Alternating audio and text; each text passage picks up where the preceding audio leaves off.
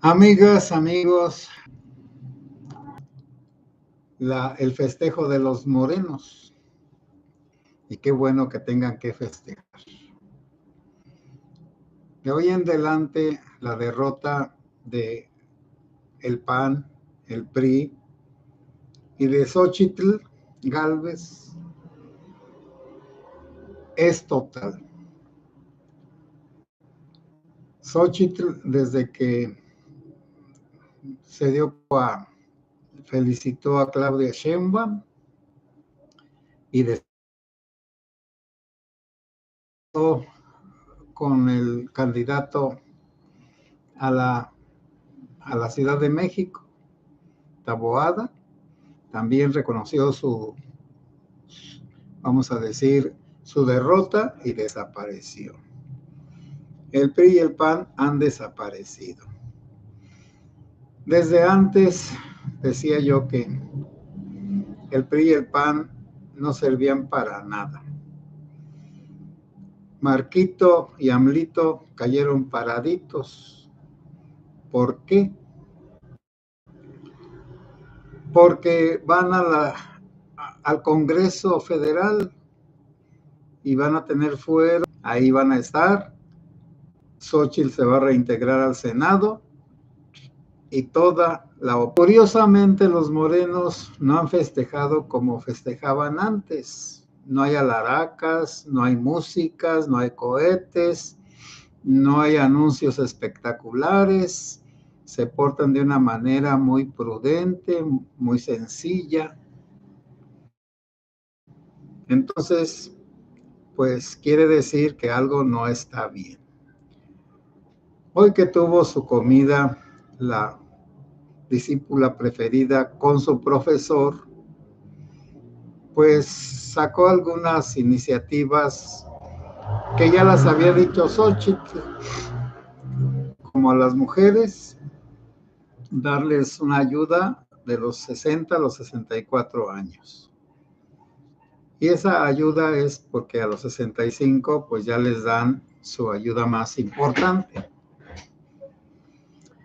Que en las escuelas públicas el preescolar, bueno, está muy bien,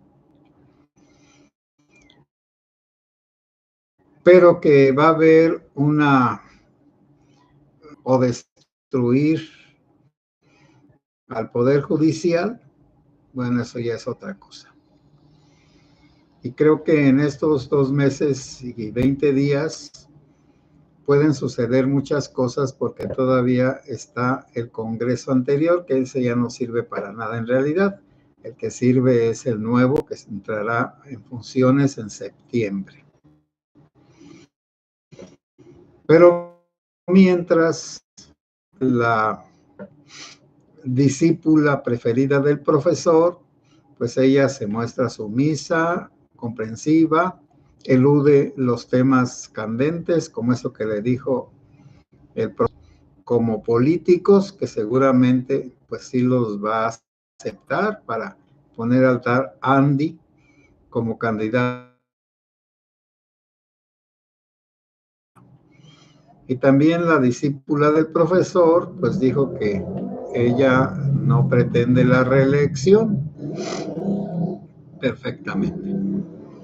Pero en el nuevo Congreso van a poder hacer lo que quieran en septiembre y destruir todo lo anterior para poder hacer una nueva transformación. Les recuerdo lo que pretende. La primera transformación vino con la que le dio identidad, legitimidad, la que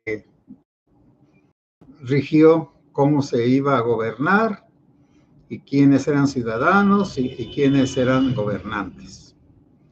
Bueno, entonces, y también la distribución de los estados, de los gobiernos, de toda la república, que antes era muy grande, abarcaba Texas y algo de Centroamérica. Bueno,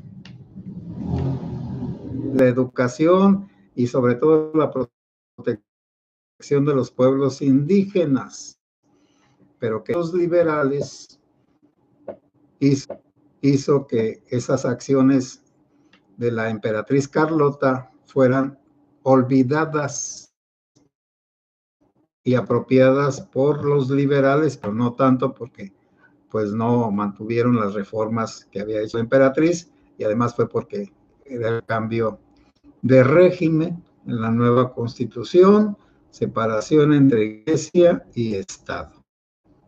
Perfectamente. A la iglesia no le pareció y todavía mucho tiempo estuvo quejándose y que el demonio era Juárez y esto y aquello, hasta que se entendió que Juárez le hizo un favor a la iglesia, liberándola de lo económico que le estorbaba. Y luego vino la tercera transformación, que fue la nueva Constitución de 1917, una constitución antirreligiosa, liberal y republicana, la de Querétaro. Pues esa constitución atea, liberal y republicana ya no funciona en estos momentos. Bueno, no funciona para nuestro gobernante, el señor López. Y por eso la cuarta transformación no se realizará hasta que se haga una nueva constitución. Y así como la primera fue la fundación de México, que dejó de ser virreinato, porque no era colonia, aunque se dice colonia, pero era un virreinato. Aquí había un virrey, no un gobernador. Y la de Juárez, que fue la desamortización de todos los de la iglesia y que, repito, tenían hospitales y escuelas y que prestaban dinero a módicos réditos, porque la Biblia lo prohíbe, los réditos. Pero todo eso se acabó. Los bienes de la iglesia pasaron a manos de los liberales y bueno, así. La nueva constitución también privó a la iglesia de sus derechos, de los derechos de los sacerdotes. Y ese radicalismo de ateísmo y comunismo, pues desembocó en la Guerra de los Cristeros de 1920 y tantos, y que terminó Lázaro Cárdenas, porque no tenía sentido. Primero le robaron los otros bienes que tenía la iglesia. También declararon que todos los bienes religiosos los dueños eran la nación, que la nación pues no es nadie, como ahorita no es nadie. La nación no es nadie, por lo tanto nadie es responsable de los bienes religiosos. Los responsables son las personas, los ministros religiosos que viven en esos edificios y que cubren su mantenimiento y que además van promoviendo un desarrollo de más templos, de más capillas, sabiendo que nuestra querida alumna del profesor tumbó un templo católico en Tlalpan y que puede tumbar más, por supuesto, y ahora muchos más, al estilo de Obregón, de Calles. Bueno, ciudadano mexicano, entre comillas, pues, que se volvía ciudadano del Vaticano. Y por lo tanto, el saber escoger su trabajo y sobre todo el poseer. De mi infancia, los sacerdotes no podían poseer, naturalmente que por familiares o por amistades o por testaferros, pero a la mayoría los robaba porque legalmente el sacerdote no poseía nada. Y por acá, por estos rumbos, pues al padre Coria le robaron vacas allá por Tumbiscatío y a otros sacerdotes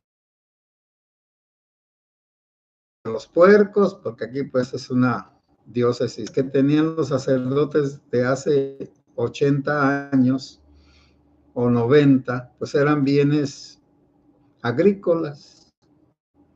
Pues todos esos bienes se los robaron los testaferros, y también el dinero de la iglesia se lo robaron a algunos que tenían parientes sacerdotes que habían hecho fortuna y que cuando se murieron les robaron el dinero. O bueno, vamos a decir, les heredaron el dinero. Bueno, está bien. Y todo ese tiempo, desde el 17 hasta el 94, la iglesia no podía poseer bienes, usaba los bienes de la nación, pero no podía disponer de ellos a su voluntad, entre comillas, porque siempre la iglesia, y por iglesia hablo de los dirigentes religiosos, siempre han dispuesto de los bienes religiosos a su voluntad, según el derecho canónico o hasta sin derecho canónico. Y cuando ya los sacerdotes pudimos en el 94, pues yo me ordené en el 91 y ya viejo, de 33 años. Bueno, 35, porque ahorita tengo 68 y tengo 33 años de sacerdote. Los sacerdotes ya recuperamos casi todos los derechos, el de votar, menos el de ser votado. Está bien. Y de poseer lo que uno pueda poseer legalmente y pagando al fisco, etcétera, etcétera. Se acabaron las simulaciones y se acabaron los robos hacia los sacerdotes de parte de familiares o de laicos rateros. Bueno, entonces, esta constitución que nos había privado de todos los derechos la modificó Carlos Salinas de Gortari, que hizo un concordato con el Vaticano, y entonces ya nos reconocen. Bueno, en la nueva constitución yo no sé qué irá a quedar. La verdad no sé qué irá a quedar. Porque por un lado está la duda de la propiedad privada. ¿Van a respetar la propiedad privada o el Estado va a ser el dueño de todo y los que tengan una propiedad la van a tener prestada y cuando el gobierno quiera les quita el terreno como una concesión, no como una propiedad, como una concesión? Todo el que se oponga al gobierno va a ir a la cárcel porque hasta que se le juzgue, pero luego los jueces y los magistrados van a ser votados, van a ser puestos por los gobernantes. En los estados, pues los gobernadores, los presidentes municipales y los federales, pues la presidencia de la República. Entonces los jueces y los magistrados no van a defender a los ciudadanos, van a defender al Estado, a los gobernantes. Por lo tanto, podrían meter a la cárcel a cualquiera y todo el tiempo que quisieran y como quisieran, porque todo eso se fue ganando a través de la oposición, primero al PRI, que era el PAN y el PRD, y luego la oposición de ahora, que ya se acabó, porque en realidad ya se terminó. ¿Dónde está Xóchitl? ¿Dónde está Amlito? ¿Y dónde está Marquito? Y la María Rosa se quedó como oveja sin pastor. No tiene pastor. Quizá reviva la María Rosa. Ojalá que sí. Pero va a necesitar de alguien que la cohesione, porque quienes iniciaron la María Rosa fueron ciudadanos que ahora no quedaron con ningún puesto gubernamental porque no querían quedar en eso ni entrar a los partidos. Uno de ellos, el principal, es Amado Avendaño, que ya lo corrieron de todos los grupos porque ya les estorba, porque es la voz de la conciencia.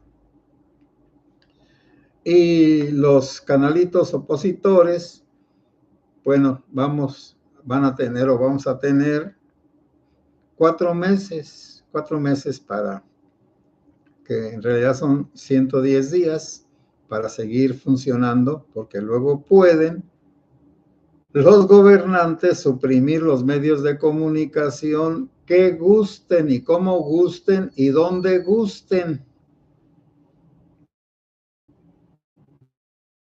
Por eso, pues, festejé aquí del estado, del INE estatal, ya la morenista,